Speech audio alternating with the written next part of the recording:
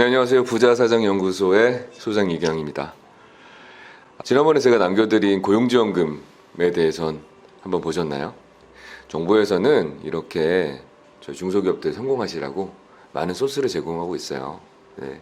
남들은 받고 있는데 나만 못 받고 있다라고 하면 꼭 한번 체크하셔서 받으셨으면 좋겠습니다.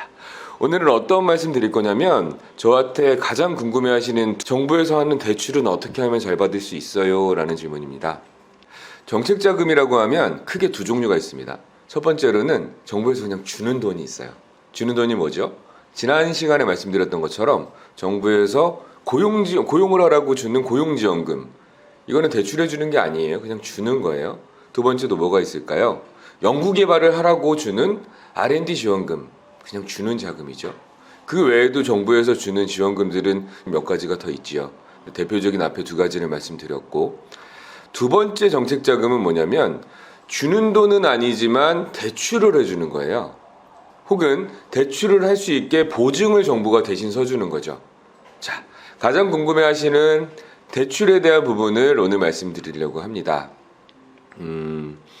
정부에서 대출을 해주는 기간은 크게 나누면 한 대여섯 가지가 되는 것 같아요. 첫 번째는 신용보증기금, 또는 기술력이 있다고 하면 기술보증기금, 또는 좀 규모가 작다라고 했을 때 신용보증재단, 또는 중소기업진흥공단, 또는 소상공인시장진흥공단, 더해서 농업신용보증기금, 또 하나 무역보험공사 등등등의 정부에서 대출을 해주는 기관 또는 대출을 지원해주는 기관이 있습니다. 자, 오늘은 그 중에서 가장 큰 부분을 차지하고 있는 신용보증기금 류에 대해서 말씀드리려고 합니다. 사업하시는 분들 신용보증기금 이야기 많이 들으셨죠? 어떻게 하면 신용보증기금을 받을 수 있는지, 신용보증기금이 뭔지에 대해서 말씀을 드리려고 합니다. 신용보증기금은 대한민국에서 금융업 또는 유흥향락업을 영위하지 않는 이상, 도박을 하지 않는 이상 웬만한 기업들은 다 지원받을 수 있는 대출이에요. 가장 좋죠. 가장 크고.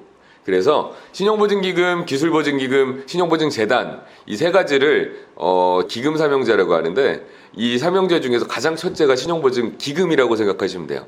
큰형이에요. 큰형. 큰형이기 때문에 웬만한 업종에는 우리가 다 돈을 줄 수 있어 라고 하는 거죠. 신용보증기금은 보통은 업종에 따라서 조금 달라요.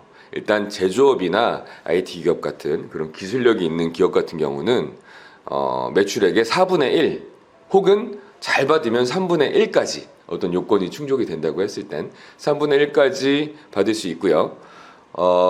그 외에 제조업 외의 기업들은 대부분 뭐 도매라든지 서비스 업종 같은 경우는 매출액의 6분의 1 정도를 받을 수가 있어요. 그것도 일정한 요건이 채워지면 5분의 1까지도 받을 수 있죠.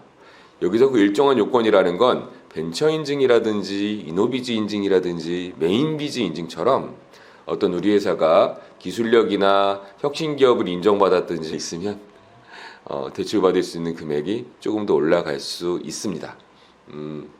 그리고요, 보통 신용보증기금은 대출을 해주는 금액을 최소한 1억 이상을 해요.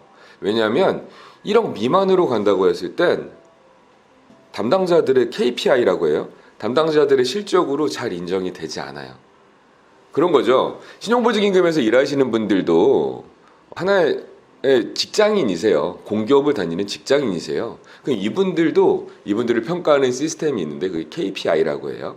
은행에서도 적용하고 대기업에서 적용하는 KPI, 그 실적을 평가하는 그 모듈에서 점수를 차지하지 않아요. 그러다 보니까 1억 미만의 대출은 잘 해주지 않으려고 해요.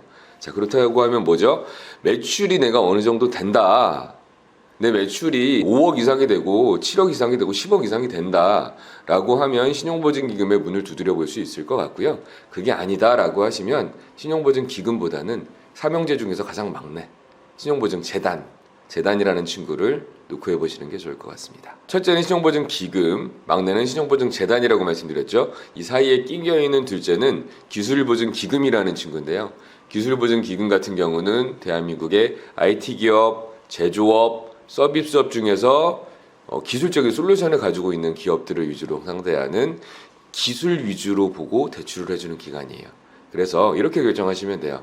내가 어느 정도 기술력이 있다라고 판단하시면 기술보증기금을 확인해 보시면 좋을 것 같고요. 내가 어떤 기술력보다는 경영과 영업과 매출로 가는 도소매 업종이나 서비스 업종이다라고 판단이 되시면 그때는 신용보증기금, 혹은 내가 식당을 운영하시거나 자영업을 운영하시는 소기업이다라고 하시면 신용보증재단, 이렇게 기준을 나눠서 상담을 하시면 좋을 것 같습니다. 여기서 제가 신용보증기금 잘 받는 법, 기술보증기금 잘 받는 법, 신용보증재단을 잘 받는 법, 조심해야 되는 점, 말해야 되는 점, 자랑해야 되는 점, 말하지 말아야 되는 점, 그리고 가기 전에 저희가 준비해야 되는 점들은 앞으로 영상에서 하나씩 다시 남겨드리도록 하겠습니다. 오늘도 많은 도움이 되드렸으면 좋겠고요. 구독과 좋아요 눌러주시고 댓글 달아주시고 우리 부자 사장님들 되시고 재벌로 은퇴하시는 그날까지 저도 많은 정보 드리고 많은 도움 드리도록 하겠습니다. 그 아래에 보시면 저희 카페 링크가 연결이 돼 있으세요. 그럼 저희가 부자사장연구소라는 네이버 카페도 운영하고요. 기업금융연구소라는 대출 관련된 업종만 취급하는 카페도 운영을 하고 있으니까요. 더 많은 정보를 얻으시려면 아래 카페에 들어오셔서 회원가입을 하신다고 하시면 좋은 정보들이 더 드릴 수 있을 것 같네요. 오늘은 여기까지 하겠습니다. 감사합니다.